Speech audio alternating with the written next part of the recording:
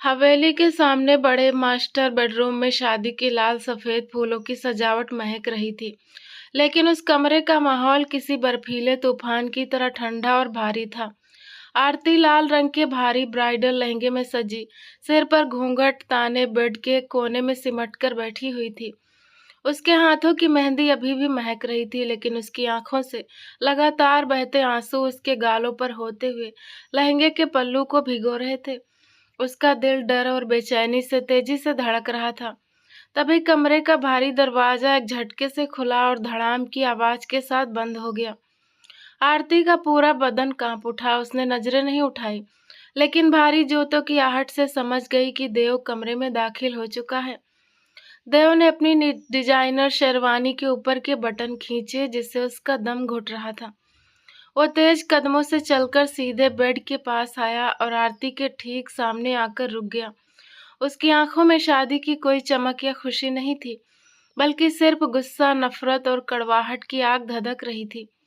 तो आखिरकार तुम्हारे और तुम्हारे परिवार के मंसूबे पूरे हो ही गए। देव की आवाज की गूंज से कमरा थर्रा उठा। उसका लहजा इतना तीखा और बेरुखा था कि आरती की रूह कांप गई।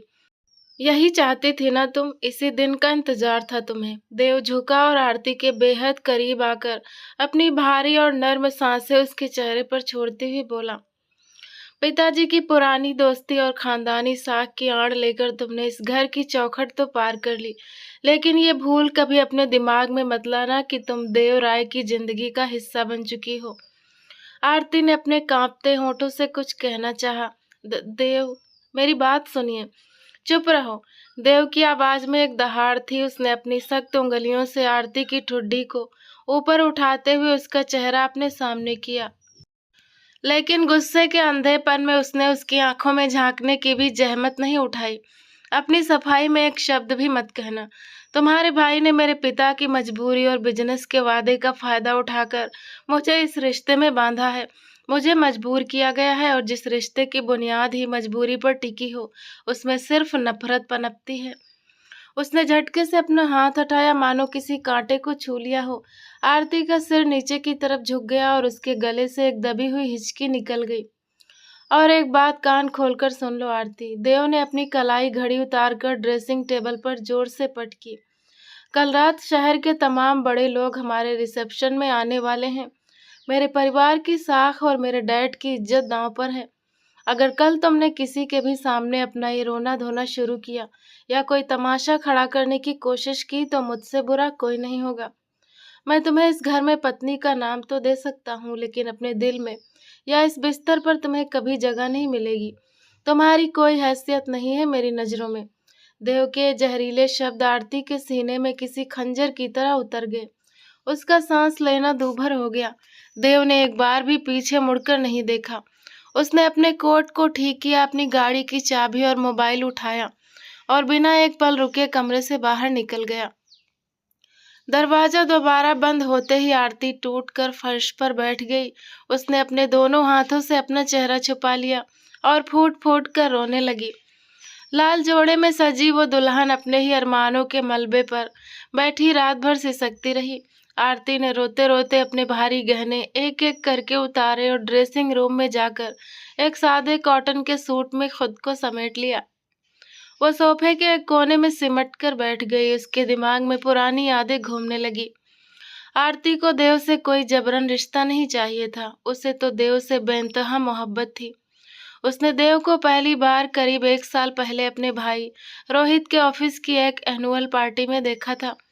देव की वो रौबदार पर्सनालिटी, उसका गंभीर अंदाज, उसकी गहरी आंखें और उसका आत्मविश्वास, आरती पहली ही नजर में उस पर अपना दिल हार बैठी थी। उसके बाद जब भी देव किसी बिजनेस मीटिंग के सिलसिले में रोहित के घर आता, तो आरती बालकनी के पर्दे के पीछे या किचन की खिड़की से छुप छुप कर घंटों उसे देखती रहती थी। देव जब लॉन में बैठकर रोहित से बातें करता या अपनी गहरी आवाज में फोन पर निर्देश देता, तो आरती बस उसे देखती ही रह जाती थी। जब कुछ हफ्ते पहले रोहित ने आरती से पूछा था, आरती अब तुम्हारी उम्र हो गई है, क्या तुम्हारे दिल में कोई है या तुम्हारे लिए कोई अच्छा लड़का देखूं? तब आरती ने बेहद शर्माते हुए और अपनी नजरें झुकाते हुए देव का नाम लिया था। रोहित अपने दोस्त और बिजनेस पार्टनर देव को अच्छी तरह जानता था, इसीलिए उसने तुरंत देव के डैड अशोक राय के सामने ये रिश्ता रख दिया। लेकिन जब ये बात देव तक पहुंची तो उसने सीधे शब्दों में शादी से इनकार कर दिया। देव का कहना था कि वो किसी और से प्यार करता है, एक ऐसी अनजानी लड़की जिसे वो सालों से अपने दिल में बसाए बैठा था। जब रोहित को ये पता चला कि देव ने इनकार कर दिया है तो उसने इसे अपनी बहन का अपमान समझा। रोहित ने अशोक राय से साफ कह दिया कि अगर देव ने ये शादी नहीं की तो वो अपनी सारी बिजनेस पार्टनरशिप तोड़ देगा और उनके खानदान से हमेशा के लिए मुंह मोड़ लेगा। अशोक राय अपने पुराने दोस्त और परिवार की इज्जत को खोना नहीं चाहते थे। उन्होंने अपनी बीमारी और परिवार की इज्जत की कस्में देकर देव को इस शादी के लिए राजी कर लिया था। देव ने अपने डैड की जान और सम्मान की खातिर हाँ तो कर दिया, लेकिन उसके दिल में आरती और उसके परिवार के लिए बेपनाह नफरत भर गई थी। वो आरती को एक ऐसी जिद्दी और मतलबी लड़की समझ बैठा था जिसने अपनी जिद पूरी करने के लिए उसके परिवार को ब्लैकमेल किया। आरती को ये सब आज की रात देव के तानों से समझ में आया था। वो सोच रही थी कि जिस इंसान को उसने अपनी पूरी दुनिया मान लिया था वो उससे इतनी नफरत करता है। सोचते सोचते सुबह की पहली किरण कब कमरे में दाखिल हुई उसे पता ही नहीं चला। सुबह के करीब 8 बज रहे थे। बेडरूम के दरवाजे पर हल्की सी दस्तक हुई और सुमित्रा जी कमरे के अंदर आई। आरती को सोफे पर ऐसे ही बेसुध सूजी हुई आंखों के साथ बैठे देखकर सुमित्रा का दिल भर आया, लेकिन उनकी नजरें भी शर्मिंदगी से झुक गई। वो चलकर आरती के पास आई और उसके सिर पर हाथ रखा। आरती बेटा, उठ गई तुम? सुमित्रा की आवाज में एक अजीब सी हिचकिचाहट और डर था। आरती ने तुरंत अपने आंसू पोंछे और संभल कर खड़ी हो गई। जी माँ जी, गुड मॉर्निंग। बेटा, नीचे सब नाश्ते की टेबल पर तुम्हारा इंतजार कर रहे हैं। रोहित और स्नेहा भी तुमसे मिलने के लिए नाश्ता लेकर आ रहे हैं। सुमित्रा ने बहुत संकोच के साथ कहा। फिर उन्होंने आरती का हाथ अपने हाथों में ले लिया। बेटा, देव का स्वभाव थोड़ा जिद्दी और गुस्से वाला है। अगर उसने कल रात गुस्से में तुमसे कुछ गलत कह दिया हो तो प्लीज उसे दिल पर मत लगाना और अपने भाई के सामने इस बात का बिल्कुल जिक्र मत करना। अगर रोहित को कुछ पता चला तो दोनों परिवारों के रिश्ते हमेशा के लिए टूट जाएंगे। तुम समझ रही हो ना मेरी बात? आरती ने अपना भारी होता सिर धीरे से हिलाया। आप चिंता मत कीजिए माँ जी, मैं भाई से कुछ नहीं कहूंगी। बहुत समझदार बच्ची हो तुम। सुमित्रा ने राहत की सांस ली। तुम्हारा रिसेप्शन का डिजाइनर गाउन और गहने ड्रेसिंग रूम में रखवा दिए हैं, तैयार होकर जल्दी नीचे आ जाओ। आरती जब हल्के गुलाबी रंग का सूट पहनकर नीचे लिविंग रूम में पहुंची तो सामने सोफे पर रोहित, स्नेहा और उसके ससुर अशोक राय बैठे बातें कर रहे थे। आरती को देखते ही रोहित की आंखें चमक उठी। वो तुरंत उठकर खड़ा हुआ और उसने आरती को अपने गले से लगा लिया। कैसी है मेरी प्यारी बहना? रोहित ने उसके माथे को चूमते हुए बहुत प्यार से पूछा। आरती के दिल में आंसुओं का सैलाब उमड़ा, लेकिन उसने खुद को रोक लिया और एक फीकी मुस्कान के साथ बोली, मैं बिल्कुल ठीक हूँ भाई, आप कैसे हैं? भाभी कैसी हैं? रोहित ने आरती के चेहरे को गौर से देखा। उसकी आंखों की लाली और उतरा हुआ चेहरा देखकर उसने संजीदगी से पूछा, आरती तेरी तबीयत तो ठीक है ना? चेहरे पर वो खुशी नहीं दिख रही। देव ने कुछ कहा तो नहीं तुझसे? सब ठीक है ना? उस पल आरती के कानों में देव के वो शब्द गूंज उठे, अगर तुम्हारी वजह से कोई तमाशा हुआ तो अंजाम बुरा होगा। नहीं भाई, ऐसा कुछ नहीं है, बस कल रात की शादी की थकान है और कुछ नहीं। देव बहुत अच्छे हैं। आरती ने अपनी नजरें चुराते हुए झूठ बोल दिया। तभी मेन दरवाजे से देव अंदर आया। उसके बाल बिखरे हुए थे, शर्ट की आस्तीनें मुड़ी हुई थी और चेहरे पर रात भर ना सोने की सख्त लकीरें थी। रोहित ने आगे बढ़कर अपना हाथ बढ़ाया। अरे देव, कहाँ चले गए थे सुबह सुबह? सब ठीक है ना? देव ने रोहित के बढ़े हुए हाथ को देखा, लेकिन हाथ मिलाने के बजाय अपने हाथ पैंट की जेब में डाल लिए। उसने बहुत रूखे और सपाट लहजे में कहा, सब ठीक है या नहीं, ये तुम्हें रिपोर्ट करना मैं जरूरी नहीं समझता। रोहित का हाथ हवा में ही रुक गया। उसने हैरत से देव को देखा। देव, ये किस तरह की बदतमीजी है? हम सिर्फ बिजनेस पार्टनर नहीं है, सालों के दोस्त भी हैं। दोस्ती अपनी जगह थी रोहित, लेकिन जब तुमने अपनी बहन की खातिर मेरे डैड पर दबाव बनाकर ये शादी करवाई उसी वक्त तुमने उस दोस्ती का सौदा कर लिया। देव की आवाज में चिंगारियां थी। खैर, मुझे अपनी कंपनी के कुछ जरूरी पेपर्स देखने हैं। शाम के तमाशे की मुझे फिक्र नहीं है। देव, अशोक राय ने गुस्से में अपनी आवाज उठाई, लेकिन देव ने उनकी तरफ देखे बिना तेज कदमों से सीढ़ियां चढ़कर अपने स्टडी रूम का दरवाजा जोर से बंद कर दिया। रोहित का चेहरा गुस्से से लाल हो गया। वो कुछ कहने ही वाला था कि आरती ने उसका हाथ पकड़ लिया। भाई प्लीज, जाने दीजिए ना। वो बिजनेस के किसी बड़े प्रोजेक्ट को लेकर बहुत टेंशन में है, इसीलिए थोड़े चिड़चिड़े हो रहे हैं। रोहित ने अपनी बहन के चेहरे को देखा और एक गहरी सांस लेकर अपने गुस्से को पी गया। शाम के 7 बज चुके थे। शहर के सबसे महंगे और आलीशान 5 स्टार होटल के बैंक्वेट हॉल में भव्य रिसेप्शन पार्टी का आयोजन किया गया था। पूरा हॉल सुनहरी रोशनियों, विदेशी फूलों और धीमी रोमांटिक धुनों से गूंज रहा था। शहर के बड़े बड़े बिजनेसमैन, राजनेता और मीडिया के लोग शादी की बधाई देने के लिए इकट्ठा हो चुके थे। स्टेज पर फूलों से सजे एक विशाल सोफे पर आरती अकेले बैठी थी।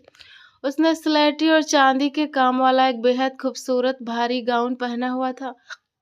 बालों का जूड़ा और हल्के डायमंड सेट उसके रूप में 4 चांद लगा रहे थे। वो किसी अप्सरा जैसी लग रही थी, लेकिन उसके खूबसूरत चेहरे पर एक गहरा सन्नाटा था। उसकी नजरें लगातार हॉल के मुख्य दरवाजे पर टिकी थी। पार्टी शुरू हुए 2 घंटे बीत चुके थे, लेकिन दूल्हा यानी देव का कहीं कोई अता पता नहीं था। हॉल में खड़े मेहमान अब खुलकर कानाफूसी करने लगे थे। अरे भाई, दूल्हा कहाँ है? रिसेप्शन तो शुरू हो गया। सुना है लड़का इस शादी के बिल्कुल खिलाफ था। जबरदस्ती शादी करवाई गई है। हाँ, बारात में भी देव के चेहरे पर एक मुस्कान तक नहीं थी। सुना है लड़के ने दुल्हन का चेहरा तक नहीं देखा। लगता है लड़की में ही कोई कमी होगी, तभी तो लड़का पहले ही शाम छोड़कर चला गया। ये बातें स्टेज पर बैठी आरती के कानों में पड़ रही थी। उसका सिर शर्म और अपमान से झुकता जा रहा था। उसके सीने में दर्द की एक लहर उठ रही थी। वो अपनी पलकों को भींचकर आंसुओं को बहने से रोक रही थी। दूसरी तरफ अशोक राय और सुमित्रा जी का बुरा हाल था। अशोक राय बार बार देव का नंबर डायल कर रहे थे, लेकिन फोन स्विच ऑफ आ रहा था। रोहित का धैर्य पूरी तरह जवाब दे चुका था। वो तमतमाते हुए अशोक राय के पास आया। अंकल, ये सब क्या हो रहा है? पूरा शहर यहाँ खड़ा है, मीडिया वाले सवाल पूछ रहे हैं और देव गायब है। अगर उसे शादी नहीं निभानी थी तो उसने मेरी बहन की जिंदगी क्यों बर्बाद की? कहाँ है आपका बेटा? अशोक राय के पास कोई जवाब नहीं था। उनकी नजरें शर्मिंदगी से जमीन में गड़ी हुई थी। तभी अशोक राय की जेब में रखा फोन वाइब्रेट हुआ। उन्होंने हड़बड़ाहट में फोन निकाला। स्क्रीन पर देव का नाम देखकर उन्होंने तुरंत मैसेज खोला। मैसेज पढ़ते ही अशोक राय के पैरों तले जमीन खिसक गई। उनके हाथ से फोन छूटने लगा। मैसेज में साफ साफ लिखा था, डैड, मैं अपने दुबई वाले प्रोजेक्ट के लिए एयरपोर्ट पहुंच चुका हूं और मेरी क्लाइंट टेक ऑफ करने वाली है। मैं अगले कुछ महीनों तक वापस नहीं आऊँगा। आपने अपनी मर्जी से ये रिश्ता तय किया था, तो अब इस रिसेप्शन के दिखावे को भी आप खुद ही संभालिए। मुझे इस तमाशे का हिस्सा नहीं बनना।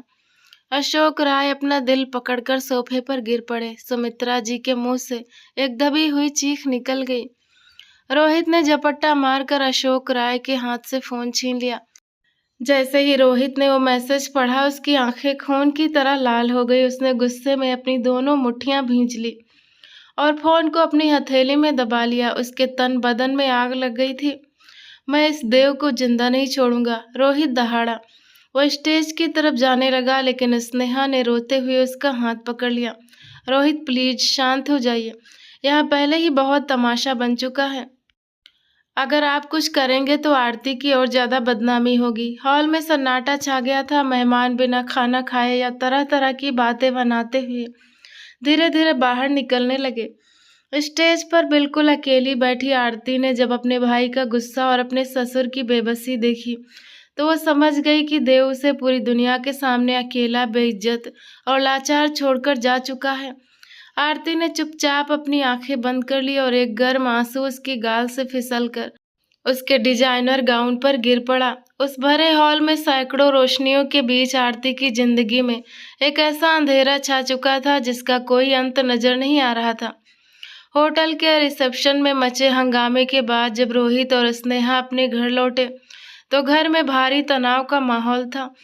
रोहित का पारा 7वें आसमान पर था। वो बिना किसी से एक शब्द बोले सीधे बेडरूम की तरफ बढ़ गया। स्नेहा भी घबराते हुए उसके पीछे पीछे कमरे में दाखिल हुई। रोहित का इस तरह बेतहाशा गुस्से में देखकर स्नेहा सहम गई थी। वो कमरे के कोने में दीवार से लगकर खड़ी हो गई। उसकी आंखें आंसुओं से भरी थी।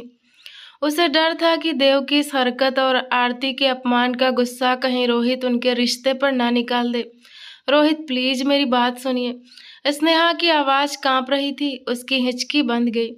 देव ने जो कुछ भी किया उसमें मेरी आरती की कोई गलती नहीं थी। आप प्लीज अपना गुस्सा शांत रखिए। मुझे डर लग रहा है कि देव के गुस्से की आग में हमारा ये रिश्ता न बिखर जाए। मैं आपके बिना बिखर जाऊंगी।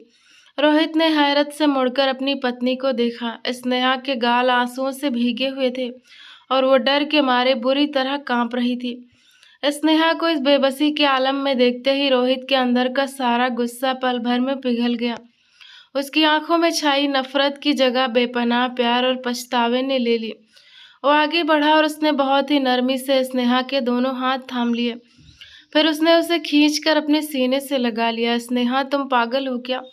रोहित ने उसके बालों में अपनी उंगलियां फेरते हुए बेहद धीमी आवाज में कहा। तुमने ये कैसे सोच लिया कि देव के किए की सजा मैं तुम्हें या हमारे प्यार को दूंगा? तुम मेरी जिंदगी हो, मेरी सबसे बड़ी ताकत हो।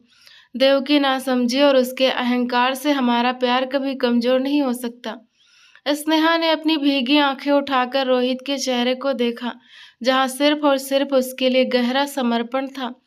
रोहित ने अपनी हथेलियों से उसका चेहरा थामा और अपने अंगूठे से उसके बहते आंसू पोंछ दिए। मुझे अपनी जान से ज्यादा तुम पर भरोसा है। रोहित ने धीरे से झुककर उसके माथे को चूमा। स्नेहा ने राहत की सांस ली और अपने दोनों हाथ रोहित के गले में डालकर उसके सीने में अपना चेहरा छुपा लिया। अब उसके आंसू डर के नहीं बल्कि उस सुकून के थे जो रोहित के प्यार ने उसे दिया था। रोहित ने झुककर स्नेहा को अपनी बाहों में उठाया और धीरे धीरे बेड की तरफ बढ़ा। उसने बेहद नजाकत से उसे बिस्तर पर लिटाया और खुद उसके करीब आ गया। स्नेहा की नजरें शर्म और मोहब्बत से झुक गई। रोहित ने उसके चेहरे पर बिखरी लटों को हटाया और उसके कान के पास झुककर फुसफुसाया, तुम बेहद खूबसूरत हो। स्नेहा की सांसें तेज हो गई। रोहित के गर्म स्पर्श ने उसके मन के सारे डर को हमेशा के लिए मिटा दिया। रोहित ने उसके होठों पर अपने होठ रख दिए और दोनों अपने गहरे अटूट प्यार के एहसास में एक दूसरे में खोते चले गए। इस घटना को पूरा 1 महीना बीत चुका था। वक्त अपनी रफ्तार से आगे बढ़ रहा था, लेकिन देव की हवेली में आरती के लिए जिंदगी जैसे एक ही ठहराव पर आकर रुक गई थी। इस पूरे 1 महीने में देव एक बार भी वापस नहीं आया। उसने दुबई में अपने बिजनेस प्रोजेक्ट में खुद को पूरी तरह झोंक दिया था। वो रोज सुबह अपने डैड अशोक राय और माँ सुमित्रा से फोन पर बात करता, कंपनी की रिपोर्ट्स लेता और घर परिवार का हालचाल पूछता, लेकिन उसने एक बार भी भूलकर आरती का नाम नहीं लिया और ना ही कभी उसके बारे में कोई सवाल किया। देव के दिमाग में बस यही बात बैठी थी कि आरती एक ऐसी लड़की है जिसने जबरदस्ती उसके परिवार पर दबाव बनाकर ये शादी की है। चूंकि शादी की रात देव गुस्से में अंधा होकर कमरे से निकल गया था और रिसेप्शन में आया ही नहीं था, इसीलिए उसने कभी आरती का चेहरा ध्यान से देखा ही नहीं था। इधर हवेली में आरती एक खामोश साये की तरह रहती थी। शुरुआत में अशोक राय और सुमित्रा जी उसके सामने आने से कतराते थे, क्योंकि उन्हें लगता था कि उनके बेटे ने इस मासूम और स्वाभिमानी लड़की के साथ बहुत बड़ा अन्याय किया है। लेकिन जैसे जैसे दिन बीते, आरती के व्यवहार और उसकी सादगी ने दोनों बुजुर्गों का दिल पूरी तरह जीत लिया। आरती सुबह सबसे पहले उठकर पूजा करती, ससुर जी की दवाइयों का समय पर ध्यान रखती, अपनी सास के साथ रसोई में हाथ बटाती और पूरे घर को इतनी खूबसूरती से संभालती मानो ये उसका अपना पुराना घर हो। सुमित्रा जी कई बार आरती के पास बैठकर माफी मांगने लगती, बेटा देव ने तुम्हारे साथ बहुत गलत किया, हमारे लाड प्यार ने उसे जिद्दी बना दिया है। आरती हमेशा मुस्कुराकर उनकी बात टाल देती, माँ जी आप प्लीज ऐसा मत कहिए, बड़ों का आशीर्वाद ही मेरे लिए सब कुछ है। आरती दिन भर के कामों में खुद को बिजी रखकर अपने दिल के दर्द को दबा लेती। लेकिन रात होते ही जब वो उस बड़े खाली बेडरूम में कदम रखती तो देव के वे कड़वे शब्द उसके कानों में गूंज उठते। वो हर रात खिड़की पर खड़ी होकर आसमान को देखती और अनजाने ही अपने पति के लौटने का इंतजार करती। नफरत करने के बावजूद आरती का दिल देव के लिए ही धड़कता था।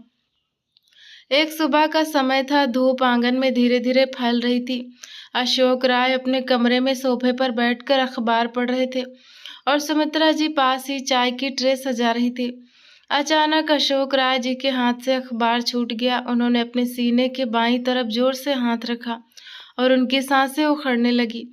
उनके मुंह से एक दर्दनाक कराह निकली और वे सोफे पर एक तरफ लुढ़क गए। सुमित्रा जी की नजर उन पर पड़ी तो उनके हाथ से चाय का कप गिरकर टूट गया। अरे क्या हुआ आपको, सुनिए। सुमित्रा जी घबराकर चीखी। आरती, आरती बेटा जल्दी आओ। आरती पूजा घर से दौड़ती हुई कमरे में आई। उसने देखा कि ससुर जी की आंखें बंद थी। उनका चेहरा पीला पड़ चुका था और उनकी नब्ज बहुत धीमी चल रही थी। हालत को गंभीरता से भांपते हुए आरती ने एक सेकंड भी नहीं गंवाया। उसे पता था कि ड्राइवर 2 दिन की छुट्टी पर था और देव देश से बाहर था। घर में उस वक्त कोई दूसरा संभालने वाला नहीं था। आरती ने तुरंत अपना फोन निकाला और अपने भाई रोहित को कॉल किया। भाई जल्दी हवेली आइए, पापा जी की तबीयत बहुत खराब हो गई है। उन्हें सीने में बहुत तेज दर्द उठा है और वे बेहोश हैं। आरती की आवाज में घबराहट साफ थी। रोहित ने बिना कोई सवाल पूछे कहा, आरती घबराओ मत, मैं सिर्फ 5 मिनट में पहुंच रहा हूँ। 4 मिनट के अंदर रोहित अपनी कार लेकर हवेली के गेट पर पहुंच गया। रोहित और आरती ने मिलकर अशोक राय को संभाला और गाड़ी की पिछली सीट पर लिटाया। सुमित्रा जी को साथ लेकर वे तुरंत शहर के सबसे बड़े सुपर स्पेशलिटी हार्ट हॉस्पिटल की तरफ तेजी से निकल पड़े। हॉस्पिटल के इमरजेंसी वार्ड में पहुंचते ही डॉक्टर्स और मेडिकल स्टाफ ने तुरंत अशोक राय को स्ट्रेचर पर लिया और आईसीयू के अंदर शिफ्ट कर दिया। आईसीयू के बाहर बने वेटिंग एरिया में सुमित्रा जी बेसुध होकर फर्श पर बैठी रो रही थी और भगवान से अपने पति की लंबी उम्र की प्रार्थना कर रही थी। आरती उनके पास बैठकर उनके कंधे को थामे उन्हें सांत्वना दे रही थी। माँ जी, आप हिम्मत मत हारिए, भगवान सब ठीक करेंगे। डॉक्टर साहब अपना पूरा प्रयास कर रहे हैं। आरती की खुद की आंखों में आंसू थे, लेकिन वो अपनी सास का हौसला बनी हुई थी। दूसरी तरफ रोहित अस्पताल के डॉक्टरों से बात करने, जरूरी फॉर्मेलिटीज पूरी करने और मेडिकल स्टोर से जरूरी दवाइयां व इंजेक्शन जुटाने में पागलों की तरह भाग दौड़ कर रहा था। अस्पताल की इस हड़बड़ाहट और जानलेवा तनाव में किसी का भी ध्यान अपने मोबाइल फोन पर नहीं था। सुमित्रा जी और आरती के फोन कार में ही छूट गए थे, जबकि रोहित का फोन साइलेंट मोड पर उसकी जेब में पड़ा हुआ था। उधर दुबई में देव अपने लग्जरी पेंट हाउस के ऑफिस डेस्क पर बैठा लैपटॉप पर फाइल्स देख रहा था। अचानक उसके दिल में एक अजीब सी भारी बेचैनी और घबराहट होने लगी। उसका मन किसी अनहोनी की आशंका से कांप उठा। उसने अपनी फाइल बंद की और रोजाना की तरह अपने डैड अशोक रॉय का नंबर मिलाया। फोन की घंटी बजती रही, लेकिन किसी ने फोन नहीं उठाया। देव ने सोचा कि शायद डैड बगीचे में टहल रहे होंगे। उसने तुरंत अपनी माँ का नंबर डायल किया, लेकिन वहां भी लगातार रिंग जाने के बाद कॉल कट गई। देव की बेचैनी अब धीरे धीरे खौफ में बदलने लगी। उसने घर के लैंडलाइन नंबर पर भी कॉल किया, पर वहां से भी कोई जवाब नहीं मिला। ये क्या हो रहा है? पूरा घर एक साथ फोन क्यों नहीं उठा रहा? देव कमरे में बेचैनी से टहलने लगा। आरती का नंबर उसके पास था नहीं और अपने अहंकार की वजह से उसने कभी उसका नंबर मांगा भी नहीं था। आखिरकार अपनी सारी जिद और अहंकार को दरकिनार करते हुए कोई दूसरा रास्ता ना पाकर देव ने भारी मन से रोहित का नंबर डायल किया। रोहित उस समय आईसीयू के ठीक बाहर खड़ा था। तभी उसने अपनी जेब में फोन की स्क्रीन को जलते हुए देखा। स्क्रीन पर देव का नाम चमक रहा था। रोहित के चेहरे पर तल्खी आ गई। उसने गहरी सांस ली और कॉल रिसीव करके सीधे कान पर लगाया। हाँ देव, बोलो। रोहित, मैं सुबह से घर पर फोन कर रहा हूँ, कोई फोन नहीं उठा रहा। मॉम डैड कहाँ हैं? घर पर सब ठीक तो है ना? देव की आवाज में पहली बार घबराहट और डर साफ झलक रहा था। रोहित ने एक लंबी ठंडी सांस ली और शांत लेकिन गंभीर आवाज में कहा, देव, अंकल को अचानक बहुत बड़ा हार्ट अटैक आया है। वह इस वक्त हॉस्पिटल के आईसीयू में एडमिट है। क्या? देव के पैरों तलों से मानो जमीन खिसक गई। उसके हाथ से फोन लगभग छूटने ही वाला था। उसका दिल सीने में बेतहाशा धड़कने लगा। घबराओ मत देव, रोहित ने आगे कहा। डॉक्टर्स ने समय रहते ट्रीटमेंट शुरू कर दिया है। आरती ने सही वक्त पर सूझबूझ दिखाई और मुझे बुला लिया। अब डॉक्टर्स कह रहे हैं कि अंकल खतरे से बाहर हैं और कुछ घंटों में उन्हें वार्ड में शिफ्ट कर दिया जाएगा। सब ठीक है। रोहित की बात सुनकर देव के सीने पर अपराध बोध का पहाड़ टूट पड़ा। वो सोच रहा था कि जिस पिता ने उसे अपनी जान से ज्यादा चाहा, वह अस्पताल में जिंदगी और मौत की जंग लड़ रहे थे और वो अपने झूठे गुस्से की खातिर 7 समंदर पार बैठा था। देव ने कांपती आवाज में रोहित से कहा, रोहित शुक्रिया, मैं अभी इसी वक्त पहली फ्लाइट पकड़कर इंडिया आ रहा हूँ। देव ने तुरंत फोन काटा और अपने पर्सनल सेक्रेटरी को कॉल करके तुरंत इंडिया की पहली उपलब्ध फ्लाइट की टिकट बुक करने का हुक्म दिया। अब उसके अंदर न कोई गुस्सा बचा था और न ही कोई अहंकार बचा था तो सिर्फ अपने पिता से मिलने और घर लौटने का एक गहरा तड़प भरा एहसास। अगले दिन दोपहर के समय देव की फ्लाइट शहर के इंटरनेशनल एयरपोर्ट पर लैंड हुई। वो बिना एक पल गंवाए अपनी कैब लेकर सीधे हवेली पहुंचा। हवेली के मेन दरवाजे पर एक अजीब सी खामोशी छाई हुई थी। देव के दिल की धड़कनें तेज थी। उसने अपने कदमों की रफ्तार बढ़ाई और सीधे ग्राउंड फ्लोर पर बने अपने पिता के कमरे की तरफ बढ़ा। कमरे का दरवाजा थोड़ा सा खुला हुआ था। देव ने धीरे से दरवाजा धकेला और अंदर कदम रखा। सामने बड़े बेड पर अशोक राय तकियों के सहारे लेटे हुए थे। बीमारी और हार्ट अटैक की वजह से उनके चेहरे पर कमजोरी साफ झलक रही थी। पास ही एक कुर्सी पर सुमित्रा जी बैठी थी और उनके माथे पर हाथ फेर रही थी। देव को अचानक अपने सामने खड़ा देखकर अशोक राय और सुमित्रा जी दोनों की आंखें भर आई। डैड, देव का गला रूंधाया। वो लगभग दौड़ता हुआ बेड के पास पहुंचा और अपने डैड के सीने से लग गया। उसने अपने डैड के कांपते हाथों को थाम लिया और बेहद शर्मिंदगी से बोला, मुझे माफ कर दीजिए डैड, मैं बहुत गलत था। मुझे आपकी बात का इस तरह गुस्सा नहीं करना चाहिए था। मुझे सब छोड़कर पहले ही आ जाना चाहिए था। अशोक राय की आंखों से खुशी के आंसू छलक पड़े। उन्होंने अपने बेटे के सिर पर प्यार से हाथ फेरा। कोई बात नहीं मेरे बच्चे, ईश्वर की कृपा है कि सब ठीक हो गया। तुम सही सलामत घर लौट आए, मेरे लिए बस यही बहुत है। सुमित्रा जी ने भी आगे बढ़कर देव को अपने गले से लगा लिया और राहत की गहरी सांस ली। देव अपने डैड के पास बेड के किनारे बैठ गया और उनके स्वास्थ्य के बारे में पूछने लगा। उनका हाथ सहलाने लगा। वे दोनों अभी बातें ही कर रहे थे कि कमरे का दरवाजा पूरी तरह खुला और आरती हाथ में गर्म सूप का बाउल लिए अंदर दाखिल हुई। वो बहुत ही नजाकत से कदम बढ़ाते हुए ससुर जी की दवाई के बाद उन्हें सूप देने आई थी। जैसे ही आरती ने कमरे में कदम रखा, देव की नजरें घूमकर सीधे उसके चेहरे पर टिक गईं। आरती ने हल्के गुलाबी रंग का बेहद सादा कॉटन का सूट पहन रखा था। उसके चेहरे पर कोई मेकअप नहीं था, फिर भी उसकी चमक और सादगी किसी को भी अपनी तरफ खींच लेने के लिए काफी थी। उसकी बड़ी बड़ी गहरी झील सी आंखों में एक गहरा ठहराव, मासूमियत और शालीनता थी। उसके गीले बाल पीछे बंधे हुए थे और कुछ लटें उसके गालों को छू रही थी। जैसे ही देव की नजरें आरती के चेहरे पर पड़ी, उसके हाथ पर सुन्न पड़ गए। उसका पूरा शरीर जैसे बर्फ की तरह जम गया।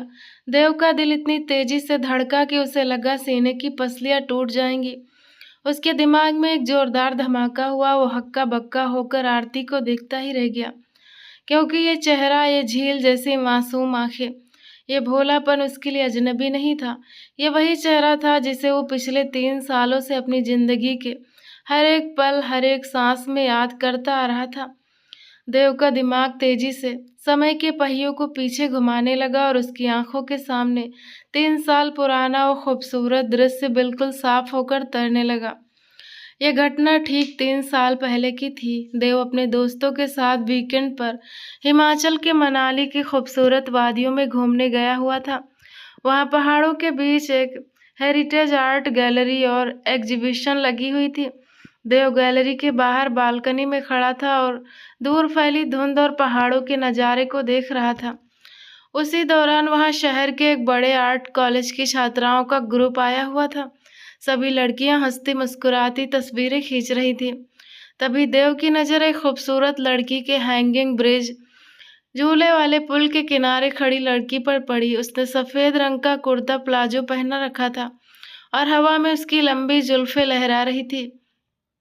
वो अपने कैनवास और ब्रश को संभालते हुए बालकनी के सबसे कोने में खड़े होकर नीचे बहती घाटी का स्केच बनाने में मगन थी। वो लड़की कोई और नहीं बल्कि आरती थी। आरती अपनी पेंटिंग में इतनी खोई हुई थी कि उसे अंदाजा ही नहीं रहा कि जिस पुरानी लकड़ी की रेलिंग के सहारे वो झुक रही थी वो बारिश की वजह से कमजोर हो चुकी थी। देव दूर खड़ा बस उसी को देखे जा रहा था। आरती की उस सादगी और खूबसूरत आंखों ने पहली ही नजर में देव के दिल पर एक गहरा असर छोड़ दिया था। अचानक रेलिंग की लकड़ी चटकने की जोरदार आवाज आई और आरती का पैर बुरी तरह फिसल गया। उसके हाथ से कैनवास छूट गया और उसके मुंह से एक खौफनाक चीख निकली।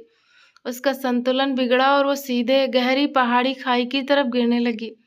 आसपास मौजूद लड़कियों की चीखें निकल गई, लेकिन सब इतनी दूर थी कि कोई कुछ नहीं कर सका। लेकिन देव, जिसकी नजरें उसी पर टिकी थी, उसने एक पल की भी देरी नहीं की। उसने अपनी जैकेट फेंकी और चीते जैसी फुर्ती से छलांग लगाई। इससे पहले कि आरती नीचे गिरती, देव ने पूरी ताकत से आगे झुककर हवा में ही उसका नाजुक हाथ मजबूती से पकड़ लिया और एक जोरदार झटके के साथ उसे ऊपर अपनी तरफ खींच लिया। उस जोरदार खिंचाव की वजह से आरती का पूरा नाजुक बदन सीधा आकर देव के चौड़े और मजबूत सीने से टकरा गया।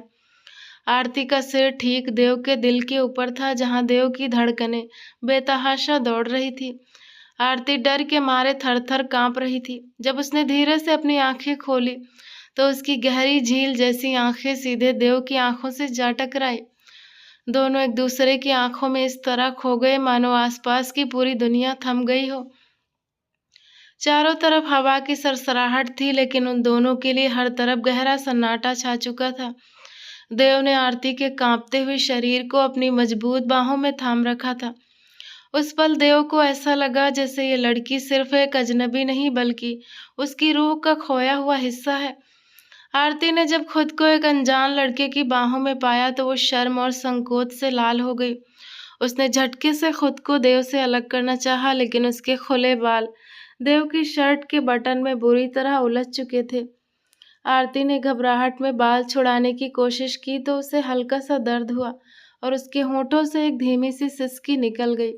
रिलैक्स, रुकिए, देव ने बहुत ही धीमी और नर्म आवाज में कहा। उसने आरती के कांपते हाथों को हटाया और खुद अपनी उंगलियों से उसके रेशमी बालों को बड़े प्यार से अपने बटन से अलग किया। उस पूरे समय दोनों की सांसें एक दूसरे को छू रही थी और नजरें एक पल के लिए भी नहीं हटी। आरती के चेहरे की वो गुलाबी रंगत और आंखों की मासूमियत देव के दिल में हमेशा के लिए कैद हो गई। जैसे ही बाल अलग हुए, आरती बिना कुछ बोले शर्म से अपनी पलकें झुकाए अपनी सहेलियों की तरफ दौड़ गई। देव वहीं खड़ा मुस्कुराते हुए उसे दूर जाते देखता रहा। उस दिन के बाद से देव उस लड़की को कभी नहीं भूल पाया। उसने पिछले 3 सालों में उस आर्ट कॉलेज, उस टूरिस्ट ग्रुप और शहर के कई ठिकानों पर उस लड़की का पता लगाने की हर मुमकिन कोशिश की, लेकिन उसे उसका कोई सुराग नहीं मिला। वो लड़की देव के लिए एक ऐसा जुनून बन चुकी थी जिसके बिना वो किसी और लड़की के बारे में सोच भी नहीं सकता था। इसीलिए जब उसके डैड अशोक राय ने आरती के साथ उसका रिश्ता तय करने की बात कही थी तो देव ने बिना लड़की को देखे सीधे मना कर दिया था। उसे लगता था कि रोहित अपनी बहन की जबरदस्ती शादी उसके साथ करवा रहा है और वो किसी अनजानी लड़की के लिए अपने दिल में बसी उस सफेद कुर्ते वाली लड़की की याद को धोखा नहीं दे सकता था। और इसी गुस्से में, इसी गलतफहमी में उसने शादी की रात अपनी ही इस मोहब्बत पर इतने तीखे तानों की बरसात कर दी थी और उसे बेइज्जत करके दुबई भाग गया था। देव, कहाँ खो गए बेटा? अशोक जी की आवाज ने अचानक कमरे के उस गहरे सन्नाटे को तोड़ा। अशोक जी ने देव को इस तरह बुत बनकर आरती को घूरते देखा तो मुस्कुराकर बोले, देखो देव, तुम्हारी पत्नी आरती कितनी संस्कारी और समझदार बच्ची है। हमारे घर के लिए साक्षात लक्ष्मी बनकर आई है। जब से तुम गए हो इसने मुझे और तुम्हारी माँ को अपने माता पिता से भी बढ़कर संभाला है। कल जब मुझे हार्ट अटैक आया, अगर ये सही समय पर समझदारी न दिखाकर रोहित को न बुलाती और अस्पताल न ले जाती तो शायद आज मैं जिंदा न होता। इसने रात भर जागकर मेरी सेवा की है। डैड के एक एक शब्द देव के कानों में पिघले हुए शीशे की तरह उतर रहे थे। पत्नी आरती। देव ने अपने होठों में धीरे से इस नाम को दोहराया। उसका पूरा वजूद हिल गया। उसे समझ आ गया कि जिस लड़की को वो पिछले 3 सालों से पागलों की तरह दुनिया भर में ढूंढ रहा था, जिसे उसने अपनी पहली और आखिरी मोहब्बत माना था, वो कोई और नहीं बल्कि उसकी अपनी पत्नी आरती ही थी। वो लड़की जिससे उसने नफरत की आग में जलकर शादी की थी, पहली रात कड़वे शब्द कहे थे, वही उसकी जिंदगी, उसका प्यार बनकर इस वक्त उसके सामने खड़ी थी। देव की नजरें आरती पर टिकी की टिकी रह गईं, जिसने ससुर जी की बातें सुनकर बस हल्की सी शालीन मुस्कान दी और सूप का बाउल साइड टेबल पर रख दिया। आरती ने एक बार भी अपनी आंखें उठाकर देव की तरफ नहीं देखा, क्योंकि उसके दिल में शादी की पहली रात का वो अपमान और दर्द आज भी ताजा था। ससुर जी के कमरे से आरती के जाने के बाद देव काफी देर तक वहीं बुत बना बैठा रहा। उसका दिल अपराध बोध की भट्ठी में जल रहा था। वो भारी कदमों से सीढ़ियां चलकर पहली मंजिल पर अपने बेडरूम की तरफ बढ़ा। उसने कांपते हाथों से कमरे का दरवाजा खोला और जैसे ही अंदर कदम रखा, उसकी नजर सामने सोफे पर पड़ी और उसके कदम वहीं जम गए। आरती सोफे के एक कोने में दुपट्टा ओढ़े सिर टिकाए सोई हुई थी। उसने बेहद सादा सा कॉटन का सूट पहन रखा था। दिन भर की भागदौड़ और अस्पताल की थकान की वजह से वो सो गई थी, लेकिन नींद में भी उसका चेहरा उदास और बेबस लग रहा था। देव ने एक गहरी सांस ली और दबे पांव आगे बढ़ा और धीरे धीरे सोफे के करीब जाकर खड़ा हो गया। वो कुछ पल बस खामोशी से उसके मासूम चेहरे को देखता रहा। देव का दिल चाहा कि वो वहीं घुटनों के बल बैठ जाए, उसके हाथ थाम ले और शादी की पहली रात की उस हर कड़वी बात, हर अपमान के लिए उससे हाथ जोड़कर माफी मांगे। आरती। देव के कांपते होठों से बहुत ही धीमी और लरजती हुई आवाज निकली। देव की आवाज जैसे ही आरती के कानों में पड़ी, वो किसी बुरे सपने से जागने की तरह बुरी तरह चौंक कर उठ बैठी। उसका पूरा बदन डर के मारे कांपने लगा। उसकी बड़ी बड़ी गहरी आंखें घबराहट और सदमे से फैल गईं। वो हड़बड़ाकर तुरंत सोफे से उठी, अपना दुपट्टा संभाला और दीवार से सटकर खड़ी हो गई। उसकी आंखों में वही पुराना खौफ साफ झलक रहा था। आपको कुछ चाहिए? मैं आपके लिए पानी लेकर आऊं या खाना लगवा दूं? आरती की आवाज बुरी तरह लड़खड़ा रही थी। आरती की आंखों में अपने लिए ये गहरा डर देखकर देव के सीने पर जैसे किसी ने खंजर घोंप दिया हो। वो अंदर तक हिल गया। उसका सारा अहंकार, उसका गुरूर मिट्टी में मिल चुका था। वो देख रहा था कि जिस लड़की को उसने पिछले 3 सालों से अपनी जान, अपना जुनून माना था, वो आज उसके सामने एक डरी सहमी चिड़िया की तरह कांप रही थी। और इस डर की वजह कोई और नहीं बल्कि वो खुद था। देव के गले में शब्द अटक कर रह गए। शर्मिंदगी का बोझ इतना भारी था कि वो चाह कर भी अपनी जुबान से माफी का एक शब्द भी नहीं निकाल पाया। उसका ज़मीर उसे धिक्कार रहा था कि उसने इस बेकसूर लड़की पर कितना बड़ा जुल्म उठाया था। नहीं, मुझे कुछ नहीं चाहिए। देव ने बेहद बेबसी से अपना सिर हिलाया और नजरें झुकाकर कमरे की बालकनी की तरफ मुड़ गया। आरती ने एक राहत की सांस ली, लेकिन वो पूरी रात सोफे के कोने में सिमट कर बैठी रही और उसकी आंखों से आंसुओं की धार बहती रही। पूरी रात जागने के बाद देव ने सुबह खुद को संभाला और हिम्मत जुटाई। उसने सोच लिया था कि वो अब और खामोश नहीं रह सकता। उसे आरती के सामने अपना दिल खोलकर रखना ही होगा और अपनी हर गलती का प्रायश्चित करना होगा। सुबह के करीब 9 बज रहे थे। आरती कमरे में वार्डरोब से देव के ऑफिस के कपड़े निकालकर बेड पर सलीके से रख रही थी। देव बाथरूम से बाहर निकला। उसने देखा कि आरती अकेले कमरे में है। वो धीरे धीरे कदम बढ़ाते हुए आरती के बिल्कुल करीब आकर खड़ा हो गया। आरती ने जैसे ही उसकी मौजूदगी को अपने करीब महसूस किया, वो घबराकर तुरंत पीछे हटने लगी। लेकिन इस बार देव ने बहुत ही नजाकत और नरमी से उसके सामने आकर उसका रास्ता रोक लिया। आरती, प्लीज मेरी बात सुनो। देव की आवाज में एक गहरा दर्द और पछतावा था। उसकी आंखें लाल थी। मुझे माफ कर दो आरती, मैंने तुम्हारे साथ बहुत बड़ा अन्याय किया है। मैं गुस्से में अंधा हो गया था। मुझे बिल्कुल अंदाजा नहीं था कि तुम ही मेरी वही। देव का वाक्य अभी पूरा भी नहीं हुआ था कि आरती ने अपनी नजरें नीचे झुकाए रखी। उसने देव के चेहरे की तरफ एक बार भी नहीं देखा। बिना कोई जवाब दिए, बिना एक शब्द बोले उसने बहुत शालीनता से अपने कदम पीछे खींचे और कमरे का दरवाजा खोलकर बाहर निकल गई। आरती देव के सामने एक पल के लिए भी रुकना नहीं चाहती थी। पहली रात के दिए गए घाव इतने गहरे थे कि कोई भी साधारण माफी उन्हें इतनी आसानी से नहीं भर सकती थी। अगले कुछ दिनों में यह घर का रोज का नियम बन गया। आरती एक जिम्मेदार और आदर्श पत्नी की तरह देव के सारे काम चुपचाप करती। सुबह उसके लिए ब्लैक टी टेबल पर रखना, उसकी शर्ट और कोट प्रेस करके तैयार रखना, उसकी फाइलें और कलाई घड़ी संभाल कर रखना, डाइनिंग टेबल पर उसका पसंदीदा खाना परोसना।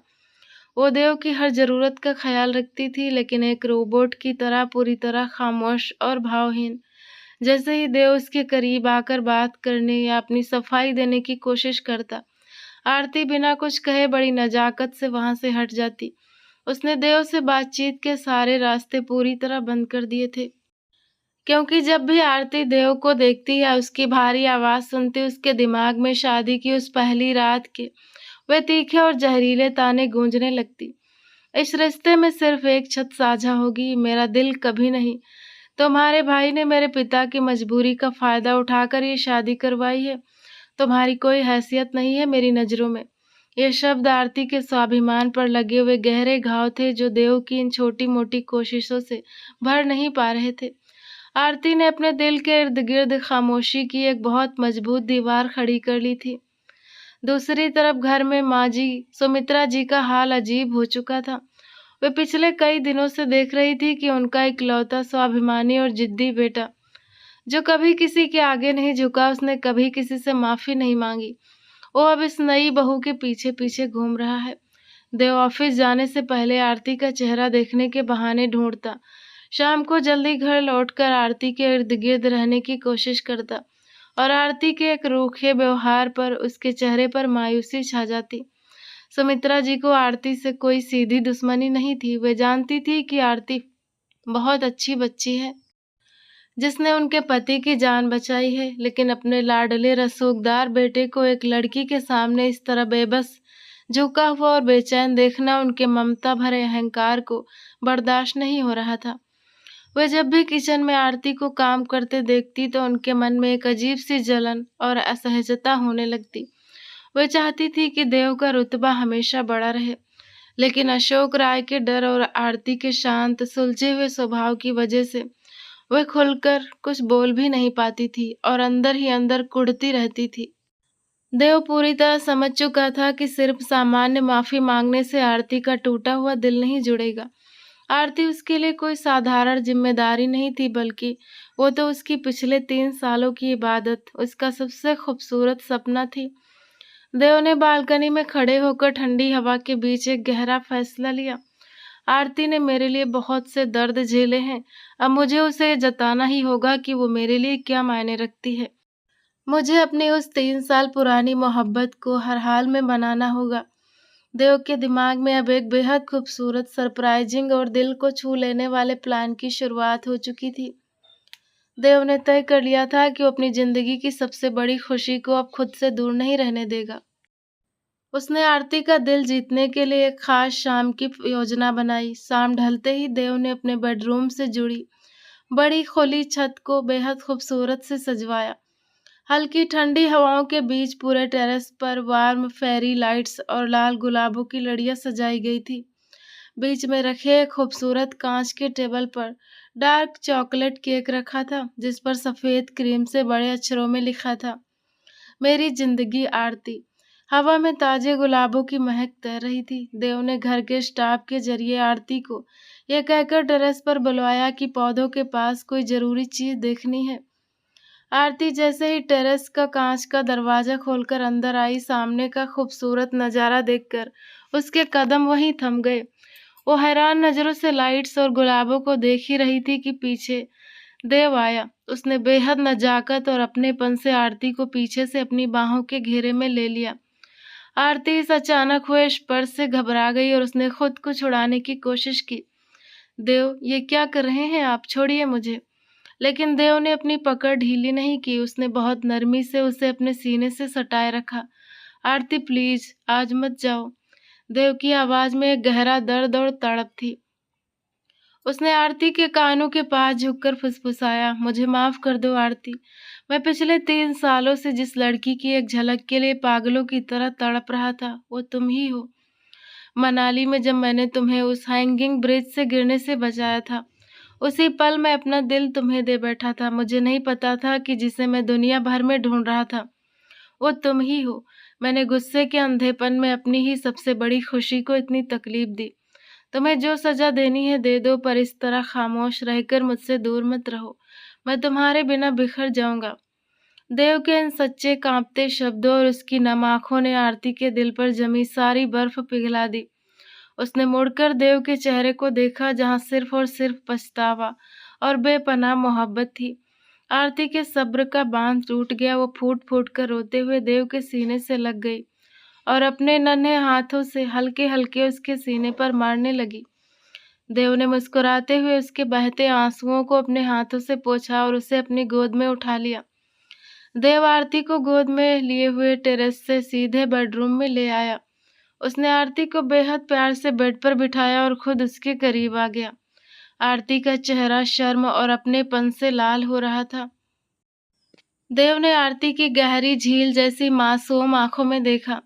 अब मैं तुम्हें कभी खुद से अलग नहीं होने दूंगा। आरती ने अपनी पलकें झुका ली। देव ने धीरे से झुककर उसके माथे को चूमा, फिर उसके गालों और गर्दन पर अपना गर्म स्पर्श छोड़ता गया। आरती के पूरे बदन में एक मीठी सी सिहरन दौड़ गई। शादी की पहली रात के सारे कड़वे घाव देव के इस गहरे और सच्चे प्यार के सामने मिटते चले गए। उस रात कमरे का हर कोना उन दोनों के नए और अटूट विश्वास का गवाह बना, जहां नफरत की कोई जगह नहीं बची थी। सिर्फ एक दूसरे के लिए गहरा समर्पण था। अगली सुबह जब कमरे में सुनहरी धूप की किरणें फैली तो देव की आंखें पहले खुली। उसने अपनी बाहों में सोई हुई आरती के शांत और खूबसूरत चेहरे को देखा। देव के चेहरे पर एक हल्की, गहरी और सुकून भरी मुस्कान आ गई। जब आरती की आंखें खुली और उसने देव को इतने करीब से मुस्कुराते देखा तो वो शर्म से लाल होकर अपना चेहरा तकिए में छुपाने लगी। देव ने हंसते हुए उसे प्यार से अपने पास खींचा। दोनों तैयार होकर एक दूसरे का हाथ थामे सीढ़ियों से नीचे लिविंग एरिया की तरफ आ रहे थे। नीचे सोफे पर बैठी सुमित्रा जी की नजर जब उन दोनों पर पड़ी तो आरती के चेहरे का निखार और देव की आंखों में खिली खुशी, तो सुमित्रा जी का चेहरा गुस्से और खींच से लाल हो गया। जिस लड़की को वो कभी अपने बेटे से दूर रहती हुई देखती थी, वो आज उसके पूरे दिल पर राज कर रही थी। आरती और देव ने डाइनिंग टेबल पर सबके साथ बैठकर नाश्ता किया। नाश्ते के बाद अशोक राय और देव हॉल में बैठकर बिजनेस की बातें कर रहे थे कि तभी हवेली का मेन दरवाजा जोर से खुला। सामने स्नेहा खड़ी थी। उसके बाल बिखरे थे, आंखें रोने की वजह से सूजी हुई थी और वो बुरी तरह घबराई हुई अंदर आई।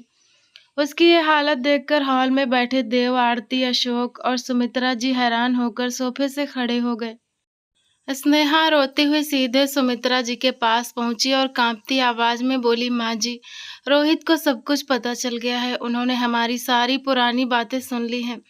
वे मुझसे बहुत नाराज हैं। सुमित्रा जी का रंग उड़ गया। उन्होंने घबराकर कहा, स्नेहा शांत हो जाओ, क्या हुआ है? रोहित ने क्या सुन लिया? रोहित ने सुन लिया कि शादी से पहले कैसे आपने मुझसे झूठ बुलवाया था। स्नेहा हिचकियां लेते हुए रोने लगी। रोहित ने कहा है कि अगर मैंने अभी सबके सामने सच नहीं बताया तो वे हमारे रिश्ते को कभी स्वीकार नहीं करेंगे और मुझसे सारे रिश्ते तोड़ लेंगे। माँ जी, मैं बहुत डर गई हूँ। रोहित ने मुझे सीधे यहाँ सच बताने के लिए भेजा है। यह सुनते ही देव के चेहरे के भाव पूरी तरह बदल गए। उसकी मुट्ठियां भींच गईं। वो आगे बढ़ा और उसने बहुत ही सख्त और गंभीर आवाज में पूछा, स्नेहा भाभी, कैसा सच? माँ ने आपसे क्या करवाया था? मुझे साफ साफ बताओ कि शादी के वक्त असल में क्या हुआ था। स्नेहा ने देव की तनी हुई आंखें देखी और डरते हुए पूरा सच उगल दिया। देव, शादी के वक्त रोहित ने तुम्हारे परिवार पर कोई जबरदस्ती नहीं की थी। असल में माँ जी नहीं चाहती थी कि तुम मनाली वाली उस अनजान लड़की के पीछे भागते रहो। माँ जी को डर था कि अगर तुम अपनी पसंद की किसी बाहरी लड़की को लाओगे तो तुम उनके हाथ से निकल जाओगे और इस घर में उनका प्रभाव खत्म हो जाएगा। इसीलिए जब रोहित ने आरती का रिश्ता भेजा और तुमने मना किया तो माँ जी ने एक चाल चली। स्नेहा ने रोते हुए आगे कहा, माँ जी ने मुझे अपनी बातों में लिया और मुझसे तुमसे ये कहलवाया कि रोहित तुम्हारे परिवार से रिश्ते और बिजनेस हमेशा के लिए तोड़ देगा और हमें बर्बाद कर देगा अगर तुमने शादी नहीं की। मैंने माँ जी के दबाव में आकर तुमसे वो झूठ कहा था ताकि तुम दबाव में आकर आरती से शादी कर लो। रोहित इस पूरी चाल से बेखबर था। कल रात जब मैं माँ जी से फोन पर इसी बारे में बात कर रही थी कि देव अब आरती को अपनाने लगा है तो रोहित ने मेरी सारी बातें सुन ली। स्नेहा की ये बात सुनकर देव के पैरों तले से जमीन खिसक गई। वो गहरे सदमे में मुड़ा और अपनी माँ सुमित्रा जी की तरफ देखा। जिस माँ पर वो आंख बंद करके भरोसा करता था, उसने अपने ही बेटे की जिंदगी के साथ इतना बड़ा खेल खेला था।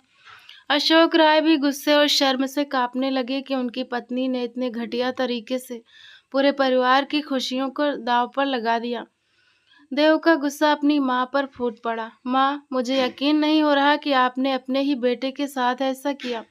सिर्फ अपने झूठे प्रभाव और असुरक्षा की भावना के लिए आपने मुझे 1 महीने तक उस नफरत और गुस्से की आग में जलाया।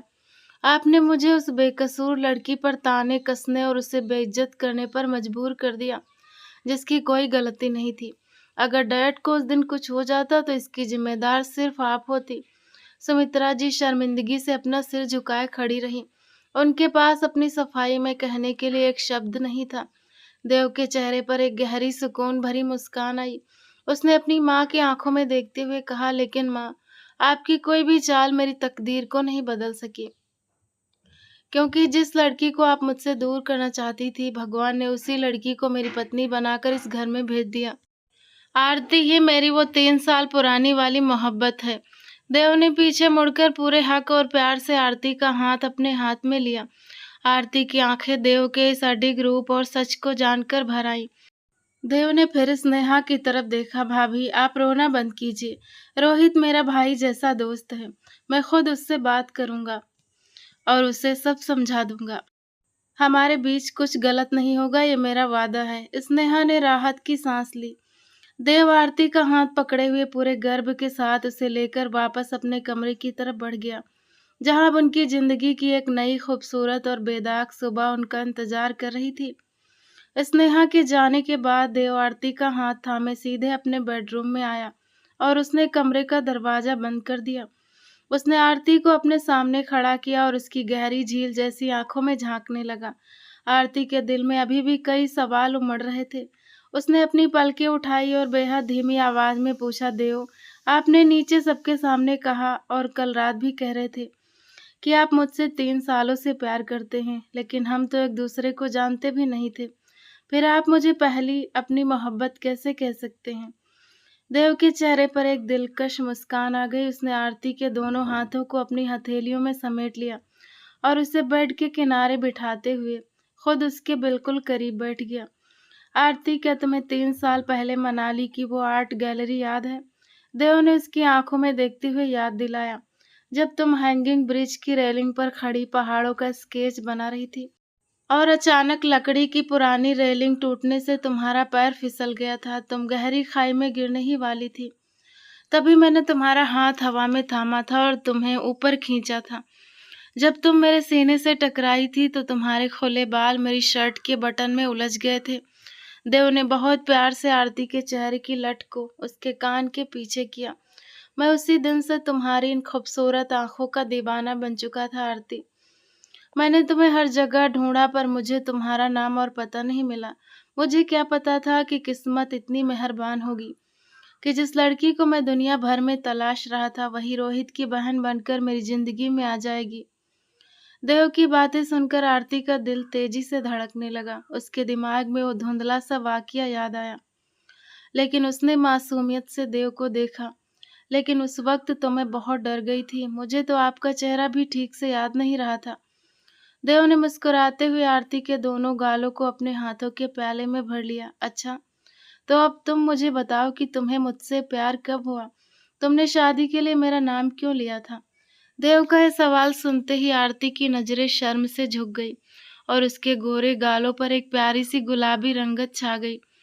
उसने अपनी उंगलियों को उलझाते हुए बहुत संकोच से कहा, मुझे मनाली वाली वो बात तो बस एक धुंधले सपने जैसी याद थी, लेकिन जब आप भाई के साथ बिज़नेस मीटिंग के सिलसिले में हमारे घर आते थे, तब मैंने आपको पहली बार ध्यान से देखा था।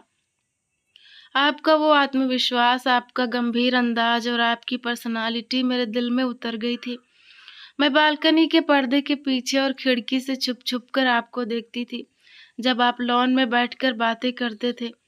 आरती ने एक गहरी सांस ली। मुझे आपसे उसी वक्त प्यार हो गया था। इसीलिए जब भाई ने मुझसे मेरी पसंद पूछी तो मैंने झिझकते हुए आपका नाम ले लिया था। मुझे नहीं पता था कि मेरी एक पसंद की वजह से इतना बड़ा तूफान आ जाएगा।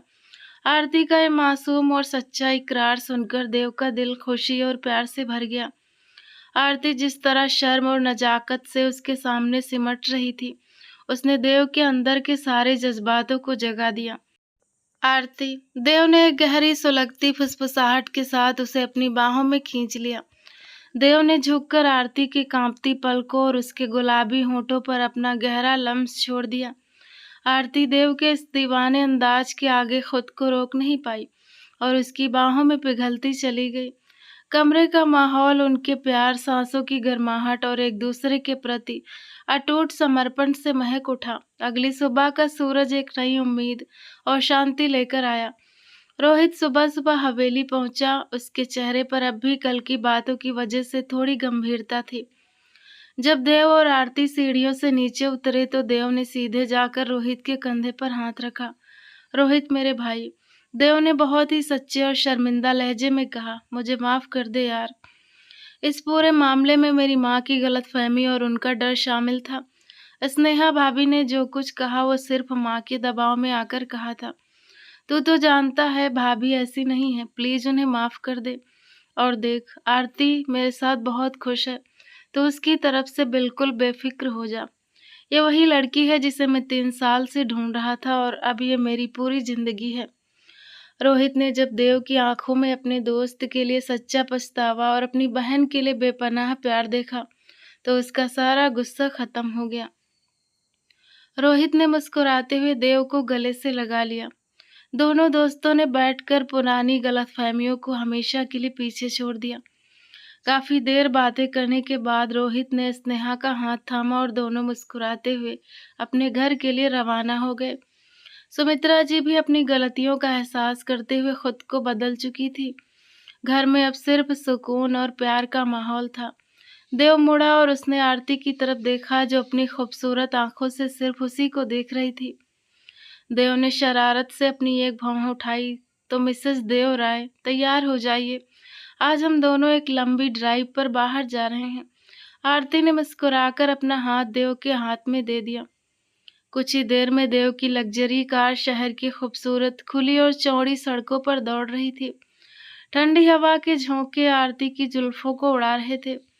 देव ने एक हाथ से स्टीयरिंग संभाला और दूसरा हाथ बड़े हक और प्यार से आरती के कोमल हाथ पर रख दिया। आरती, वैसे एक बात बताओ। देव ने गाड़ी चलाते हुए साइड से आरती को बहुत ही रोमांटिक और बेबाक नजरों से देखा। जब मैं रोहित के घर आता था तब तुम मुझे खिड़की के पीछे से छुप छुप कर देखती थी ना, लेकिन अब तो मैं 24 घंटे सिर्फ और सिर्फ तुम्हारा हूँ। अब छुप कर देखने की क्या जरूरत है? अब तो तुम मुझे सीधे देख सकती हो, और वैसे भी हर रात तुम्हें अपनी बाहों में समेट कर तुम्हारी सांसें चुराने का पूरा हक है मेरा। देव की इस अचानक और बेहद बोल्ड बात पर आरती का पूरा चेहरा शर्म से लाल हो गया। उसने तुरंत अपना चेहरा घुमाकर कार की खिड़की की तरफ कर लिया और अपनी नजरें चुराने लगी। आरती के इस बेहद मासूम, हसीन और शर्म से भरे अंदाज को देखकर देव ने एक जोरदार दिलकश ठहाका लगाया और अपनी उस 3 साल पुरानी मोहब्बत को हमेशा हमेशा के लिए अपनी बाहों और अपने दिल में बसा लिया। तो दोस्तों, आपको ये नॉवेल कैसा लगा कमेंट करके ज़रूर बताना। अगर पसंद आया हो तो वीडियो को लाइक कर दीजिएगा। चैनल पर नए हैं तो सब्सक्राइब करना ना भूलें। मिलते हैं अगले रोमांटिक नॉवेल के साथ।